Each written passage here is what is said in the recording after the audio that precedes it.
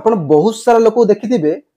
मंदिर जेतेबेले पूजारी तिलक लगेबो माने चंदन हो सिंदूर किछि विभूति हो जहा भी लगेबो किछि लोक कोन पछरे हाथ रखि देंदी कोन पय रखंती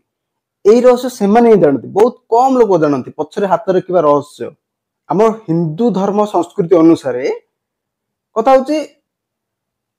खाली मस्तक माने खाली मुंडरे बिना बिना चंदन सिंदूर विभूति किछि भी न लगे पूजा पाठ करवाटा अशुभ माना जाए अशुद्धि माना जाए तो किछि भी लगेबा दरकार आपण चंदन हो सिंदूर किछि भी लगेबा दरकार न लगेले से पूजा पाठ अधूरा रह जाए तो तिलक लगे समय रे पछरे हाथ रखिबे गोटे परंपरा अछि आउ एही परंपरा को बहुत कम लोक जानि छथि आसंतु या पछरे थिबा रहस्य को जानिबा तो जेतेबेला हमें अनामिका आंगुली रे तिलक लगेबा चंदन किंबा सिंदूर किछि भी लगेबा तो से लोकर शक्ति वृद्धि पाए जदि आमे मध्यम आंगुली रे तिलक लगेबा किछि भी से मनुष्यर आयु वृद्धि पाए आयुष वृद्धि होबो आ जदि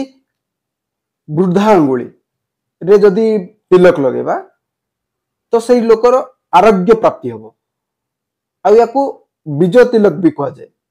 पुरातन काल रे जदि राजा महाराज टाइम रे युद्ध को लड़िया जाउथिले सेतबे देखिबे पूजा हेकी जीवो तो से टाइम रे एई अंगुली रे लगौथिले विजय तिलक कहा जाए को बा राज तिलक कहा जाए आउ से तिलक लगया समय रे एमती पछरे हाथ रखुथिले कोन पैना पछरे एति बे हाथ रखुथिले ताकि जतबेले हमरो एठी बिंदु किछि लगा जाए